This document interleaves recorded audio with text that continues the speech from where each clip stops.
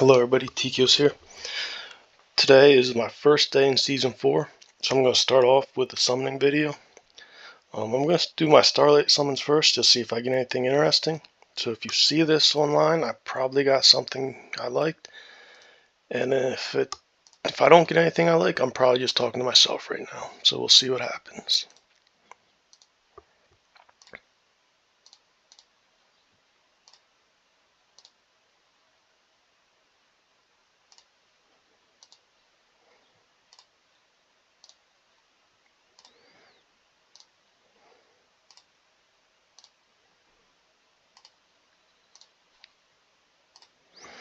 That's my second epic. I don't even know what to call it anymore. It's something for an artifact, so excuse me. I'm gonna have to go in the shop and see what I'll have. It looks like we have 2 new epic artifacts, or I guess maybe they're legendary now. I'm not sure how the phrasing's going off the top of my head, but I'll check that out at the end.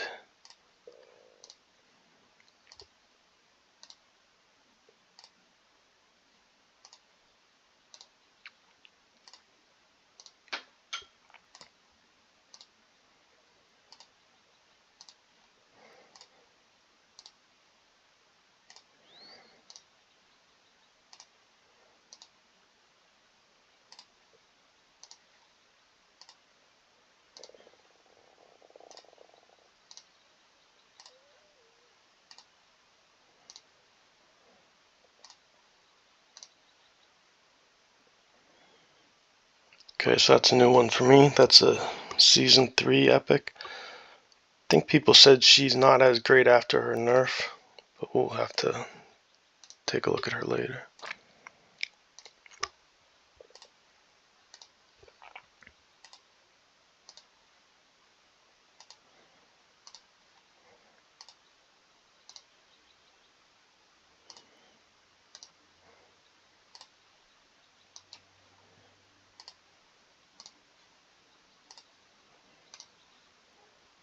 Nice.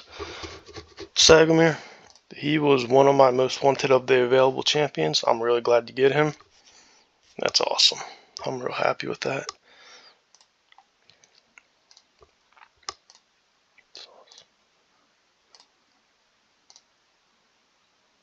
Okay, another one I didn't have before. That's nice to help fill out the collection. I think that's Clovis. I think he has a attack down 2 in his ultimate, which is always nice to have that debuff.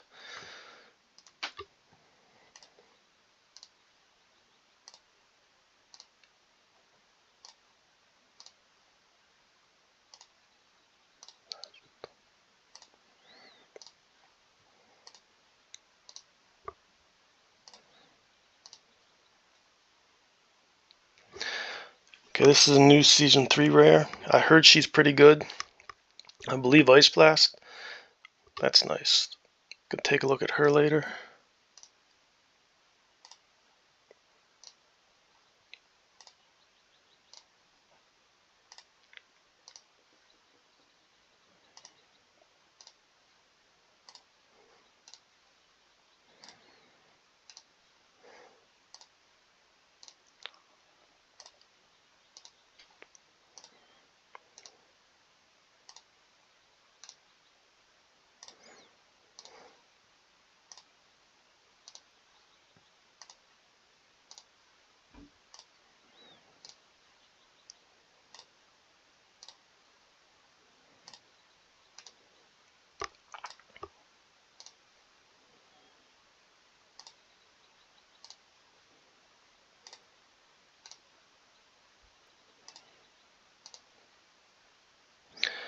Got her a couple times. I think I forgot to mention she's new in Season 3. I'm going to have to take a look at her later. I'm not 100% sure what she does.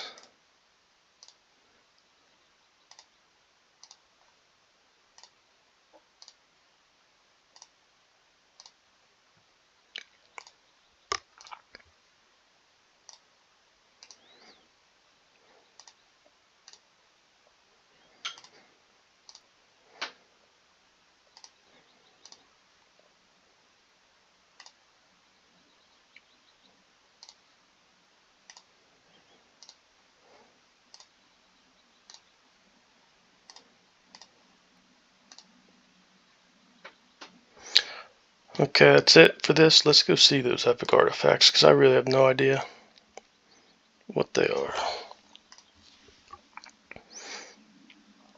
Okay, first one, Ring of Spiritwood. Okay, now the epic heroes are giving legendary artifacts, looks like. HP with defense percent. The wearer gains 90, 120, 150, 180, 210, 240 resistance when inflicted with control.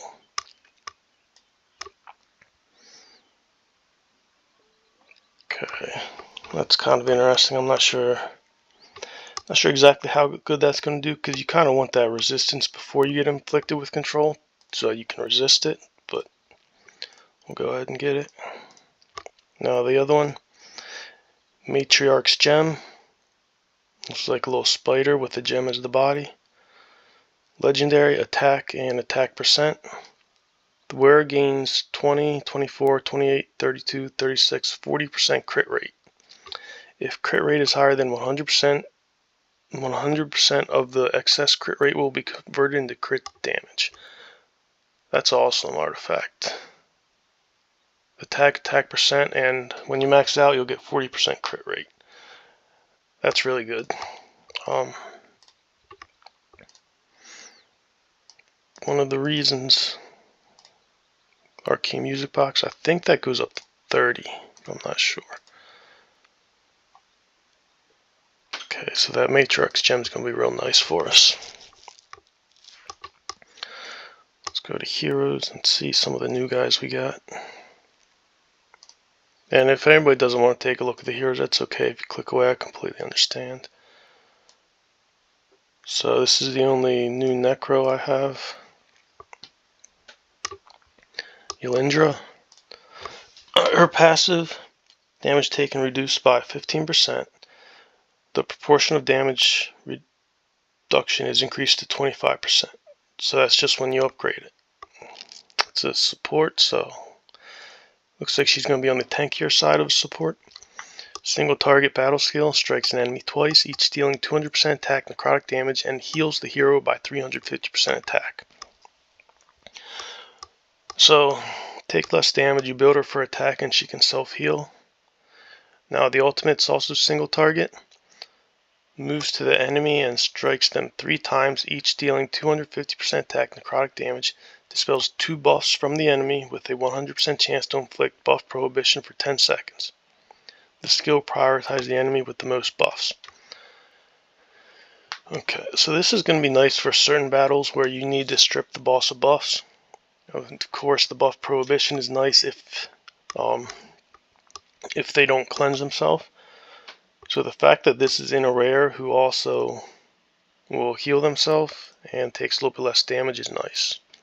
I think she's going to find some uses on some either continental bosses or the overworld boss teams. Alright, ice. So one new ice hero. Misty Seaguard. I think Roberta. Her passive, if the hero possesses ice crystals after releasing the battle skill, consumes 1 stack of ice crystal and release the battle skill again.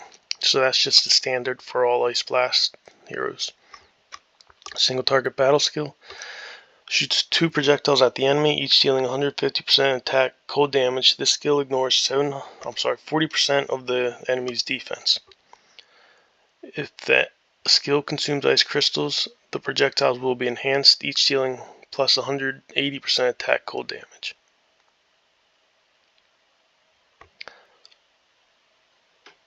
So 300% attack single target's decent, not great, but that 360 will be nice. Well, it also ignores 40% of the defense, so that's going to be nice. It's a diamond-shaped ultimate. Strikes the enemies within range 3 times, each dealing 250% attack cold damage, and with a 50% chance to grant 1 stack of ice crystal to the hero. And it upgrades to 75% chance. Excuse me. So she's going to be able to give herself ice crystals. She's not going to be an enabler for anybody else. but 3 times at 250%, that's 750 total AoE. That's a good damaging ultimate ability. So she's pretty strong, especially for a rare. For rare, she's very strong. Then most people probably already know Sagomir. Well, we'll look at Clovis first real quick. Increase all allies' defense 24%. The hero gains 1 stack of persistence for each enemy that is nearby, up to 3 stacks. Each stack increases defense by 10%, so 30% max.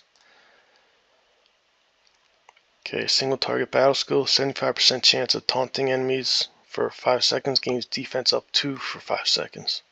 Defense up 2 is real nice, especially for a defense-based character. Single target ultimate, rams into the enemy, dealing 750% defense, radiant damage, and reducing their ultimate energy by 20%, with a 100% chance of inflicting attack penalty 2 for 10 seconds. So the ultimate down is going to be situational. Attack penalty 2 is always good, so he's a solid tank, especially for an epic. Sagomir, Captain, increase all allies' defense by 45% Grand Arena battles.